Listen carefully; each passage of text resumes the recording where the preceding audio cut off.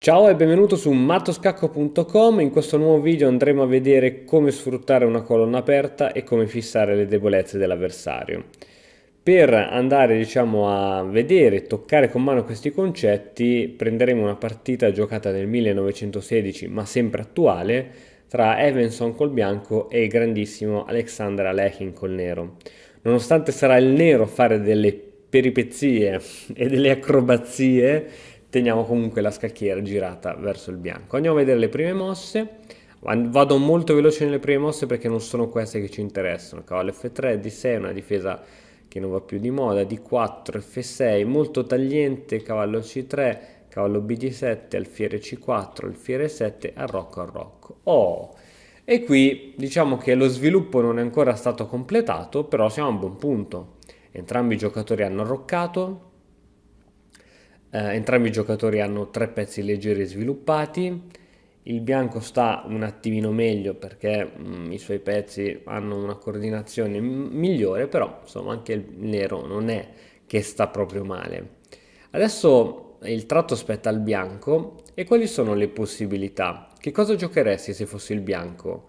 Ora ti invito a stoppare il video, mettere pausa, ragioni un attimino e poi ti faccio vedere quali sono le possibilità e qual è stata la mossa scelta del bianco. Qui il bianco poteva scegliere fra alfiere G5, che è una buona mossa, torre 1, serve a mettere una torre su una colonna che in futuro potrà aprirsi o che comunque va a sostenere un pedone centrale, oppure la più debole di tutte, D per E5. E questa è stata la mossa che è stata giocata dal bianco. Alekhine risponde giustamente con pedone per. Ora si ha una sorta di struttura simmetrica, quindi gioco assolutamente pari. Alfiere G5 e ora ti invito nuovamente a mettere in pausa il video per cercare di capire qui che cosa poteva giocare il nero. Il nero ha diverse possibilità. Una delle mosse, diciamo che non sembra forte ma che lo è, che ha dietro con sé anche un piano, è C6. La spinta C6 ha una duplice funzione. Una quella di andare a ostacolare le entrate di cavallo, per esempio, o di qualsiasi altro pezzo, come può essere anche in futuro, magari la donna in D4, e allo stesso tempo va a supportare la spinta del pedone in B5 e quindi l'alfiere Campochiaro poi si andrà a sviluppare in fianchetto e via dicendo. Quindi è una mossa molto forte, non sembra ma lo è. A4 ha lo scopo proprio di andare a controgiocare contro il piano, quindi qui il bianco aveva capito bene i piani dell'avversario e gioca, si dice, di profilassi. Tuttavia, la spinta precedente del pedone in C6 ha fatto sì che ora la donna può piazzarsi tranquillamente in C7. Si è tolta dalla colonna principale D ed è pronto il nero a piazzarci i pezzi pesanti. Donna E2, anche il bianco decide di togliere la donna dalla colonna D perché qui ci sarà lo scontro. Cavallo C5. Qual è lo scopo di cavallo C5? Quello di andare a giocare alfiere 6, quindi andare a sviluppare anche l'ultimo pezzo a seguito di un eventuale cambio cavallo N6. Insomma, il nero sta molto bene, poi anche con il cavallo N6. Qui ci sono due possibilità, o subito torre in F va in D1, o qui il bianco gioca cavallo C1. Proviamo a capire il motivo forse di questa mossa, che senza dire nulla si capisce che non è la più forte. Probabilmente qui il bianco aveva paura del cavallo in C5 del nero. Quindi ha detto, ciao, facciamo un po' di manovra di cavallo, io muovo il cavallo in E1, poi lo sposto in D3, creo un cambio, rafforzo il centro con i pedoni, in più libero anche la colonna F per spingere i pedoni, quindi andrebbe bene. Però non è proprio una mossa fortissima. Cambio un attimino del piano del nero con cavallo E6. Cavallo E6 minaccia l'alfiere e minaccia anche di entrare, senza minaccia, vuole entrare in D4 e ci entrerà anche perché non c'è nulla ora che può impedirlo. Prima almeno c'era in più anche il cavallo in F3, l'alfiere si ritira in E3 cercando anche qui di impedire l'entrata di cavallo, ma comunque il nero ci entra lo stesso. Ora c'è la regina minacciata e o si cambia o si sposta la donna. Il bianco decide di spostare la donna in D1. In questo modo c'è donna più alfiere che attaccano sul cavallo. La possibilità era quella lì di catturare il cavallo con l'alfiere. In questo caso seguiva pedone perna, il cavallo si deve togliere, quindi cavallo B1, alfiere in D6 e si crea una batteria che va a attaccare sul punto H2, G3 onde evitare l'attacco, alfiere H3 minacciando la torre, cavallo G2 e si occupa questa colonna e qui il vantaggio è chiaramente per il nero. Quindi questa continuazione non andava bene di presa, motivo per cui il bianco gioca donna di 1. Torre di 8, il nero ne approfitta per andare a supportare il proprio cavallo con una torre e andare ad attaccare a raggi X la donna. Cavallo D3, andando a chiudere un po' questa colonna aperta, alfiere 6, finalmente andiamo a sviluppare l'altro cavallo. Chiaramente il nero non teme la cattura perché poi si riprende col cavallo. Adesso arriviamo ad un punto importantissimo della partita, un punto molto importante. Ci sono ora delle regole generali per quanto riguarda gli scacchi quando si vuole conquistare una fila aperta, perché la colonna D è a tutti gli effetti una colonna aperta, non ci sono pedoni avversari, c'è quel cavallo in D3 ma che può cadere in qualsiasi momento, quindi è una colonna aperta. Quindi quali sono le operazioni che bisogna fare? Numero 1 è cercare di occupare la colonna il prima possibile con un pezzo pesante e in questo caso il nero ha messo proprio una torre sulla colonna D, quindi il principio numero 1 è stato fatto. Principio numero 2 sarà quello poi di andare a raddoppiare o triplicare i pezzi pesanti, quindi le due torri ed eventualmente le due torri e la donna, e se è possibile la donna dietro le torri, per andare a creare un attacco fortissimo sulla colonna D. Terzo principio è quello di andare a rimuovere tutti i pezzi minori, quindi cavalli e alfieri, sia propri che quelli dell'avversario. Qui con questa mossa il nero è andato a togliere anche il proprio pezzo dalla colonna D in modo tale da lasciarla libera per attaccare. Quindi ha rimosso un suo pezzo, lo scopo in futuro sarà quello di rimuovere anche il cavallo in D3 e alla fine, dopo aver fatto questi tre passaggi, bisogna utilizzare questa colonna per cercare di chiudere le possibilità di controgioco del nostro avversario ed è questo che Alekhine riuscirà a fare in modo eccezionale. Vedremo che a un certo punto il bianco non avrà più mosse disponibili da fare. Tocca al bianco, donna C1. La donna ancora una volta si sottrae dall'attacco a raggi X sulla colonna D aperta.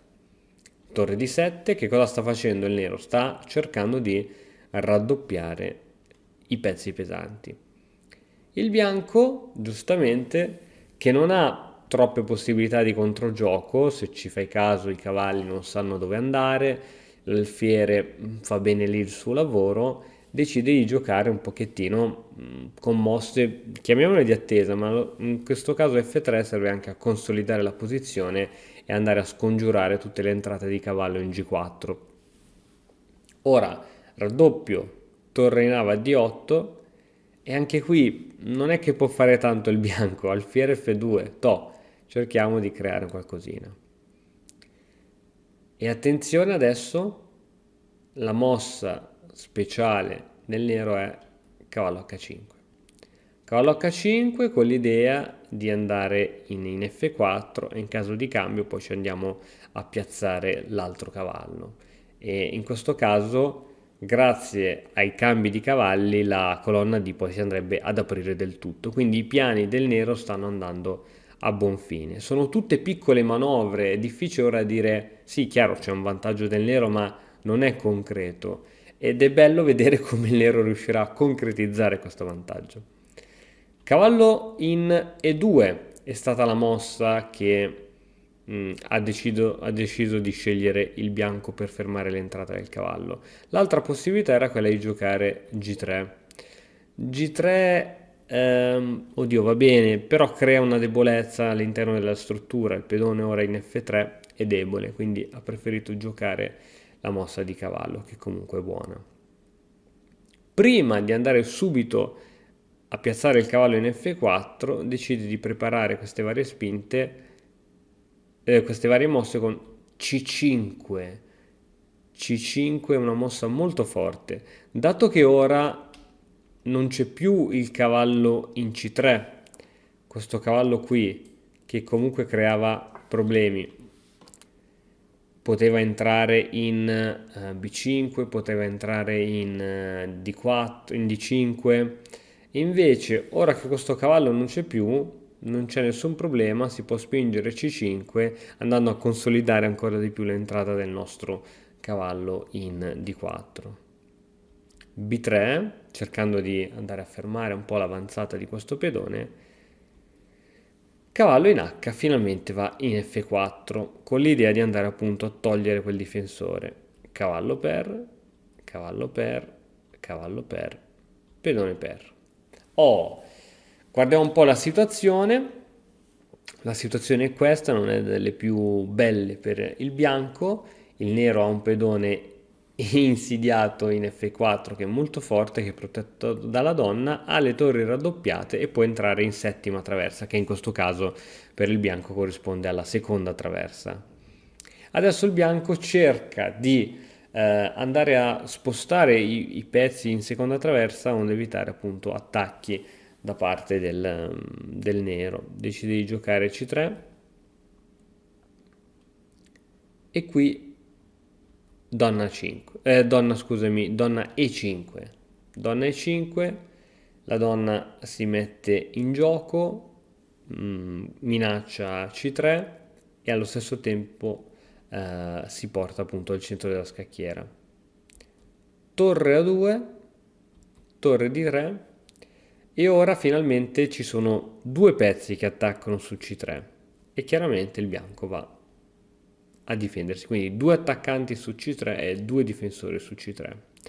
Qui ora, prima di fare qualsiasi altro tipo di mossa, il nero, nonostante si trova in una situazione di attacco, decide di fare prima una mossa difensiva, che è la mossa B6. Perché? Perché a seguito, per esempio, di un'eventuale spinta di questo pedone in B4, sarebbe poi un casino perché questo pedone in A7 rimane debole. Una delle cose che rimane in presa, non debole, proprio in presa. Una delle cose che fanno sempre i grandissimi giocatori di scacchi è quello di cercare di non tenere mai nessun proprio pezzo indifeso, eh? E infatti qui è proprio la dimostrazione perfetta, cioè non voglio perdere neanche un pedone, ti gioco B6 e consolido la mia struttura, così se tu sposti questo pedone per me non ci sono problemi, te lo posso anche poi catturare. Segue con donna in E1, andando sempre a spostarsi e controllare C3. Donna E6, qui con piccoli movimenti, micro movimenti, il nero riesce ad infastidire non di poco il bianco e a sconquassargli la struttura di pedoni. Donna B1, andando a parare un po' gli attacchi. Alfiere F6, finalmente il nostro alfiere entra in attacco e anche lui sul punto C3. B4 cercando una reazione. Cerca di capire ora in questo punto, metti proprio pausa al video e cerca di capire qual è la mossa più forte ora da parte del nero. Pensaci quanto vuoi, poi quando sei pronto clicca su play. A questo punto la mossa vincente che va a fissare la debolezza è C4. C4 va a fissare la debolezza del pedone in C3. Quindi il nero avrà sempre come tema quello di attaccare il pedone in C3 con l'alfiere, eventualmente le torri, la donna, eccetera, e non ci potrà far nulla. Se cambiava, liberava il bianco di questa grande debolezza e perdeva, diciamo, un po' tutto il vantaggio. In questo modo la debolezza è fissata e ora sono cavoli amari. Come dicevamo, qui la donna gioca donna C1, sempre per andare a tenere quel pedone debole. G5, una mossa molto forte che va a difendere questo pedone perché la donna va a minacciare anche il pedone in F4. G5 va anche a tenere il pedone. H3 e si creano debolezze sulle case nere per il bianco. Alfiere E5, donna A1, H5 e qui c'è un'avanzata dei pedoni che vengono scagliati verso l'ala di re. A5, G4, A per, alfiere H4 e ora che cosa giocheresti? Secondo te qual è la mossa più forte ora del nero? Pensaci bene un attimino, qui c'è bisogno un po' di calcolare, è indubbio, è indiscusso il vantaggio del nero, ma qual è la mossa più forte? Anche qui pensaci un attimino, se hai bisogno metti in pausa il video. Io adesso sto per darti la soluzione, che è quella di F6, perché intanto ostruiamo la torre, alfiere in E1 e ora G3. Qui nessun giocatore di scacchi avrebbe giocato G3. Sappiamo che queste spinte vanno a togliere la tensione. Qui bisognava probabilmente catturare o in H3 o in F3. Alekhine però fa una di quelle mosse che per un giocatore intermedio non sono capibili. Sono mosse che sembrano che vadano contro i principi, ma in realtà sono mosse così sottili ma così forti. G3, il re praticamente non ha case dove andare, può andare solo nell'angolino e il nero riuscirà a sfruttare questa avanzata di pedone in G3 a suo vantaggio per tutto il resto della partita. Donna in A6, donna in C6 andando a controllare tutte le entrate di donna bianca, donna in A3, B5. La struttura dei pedoni è consolidata anche ad ovest e qui il bianco non può fare altro che mosse d'attesa. Donna B2, donna B6 scacco, il re finalmente nell'angolino. Torre D1. Torre D1 che va ad inchiodare l'alfiere, dietro c'è la torre che potrebbe essere impresa, torre C1 e qui non bisogna cambiare i pezzi perché la forza sta proprio nella combinazione che tu puoi avere con i vari pezzi. Se qui sei in vantaggio e non è un vantaggio grande che tu dici ok scambio tutti i pezzi e vinco il finale, qui non li devi cambiare.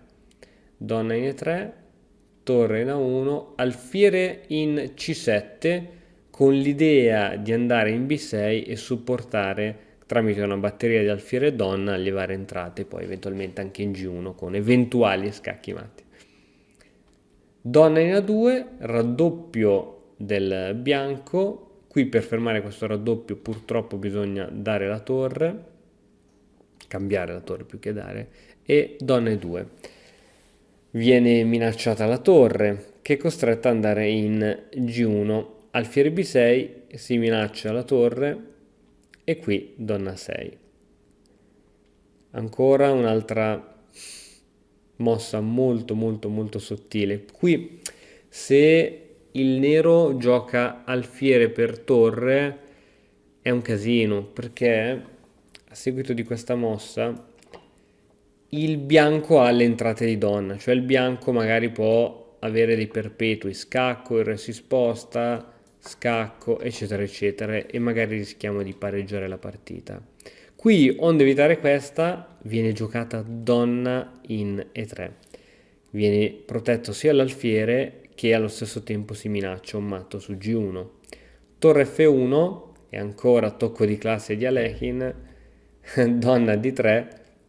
La donna bianca si prende l'alfiere e il nero si prende la torre. Chiaramente sarebbe matto, ma il bianco può interporre davanti la donna. Qui un altro piccolo errore sarebbe quello di giocare il cambio perché a seguito del cambio, diciamo, può esserci questa mossa qui che, oddio, ti ritrovi sempre con una qualità in più, ma bisogna fare sempre molta attenzione. La mossa invece corretta è donna e 2. Ancora una volta non si cambiano i pezzi perché l'idea chiaramente è quella alla prossima di scendere con la torre in D1 e qui veramente buonanotte.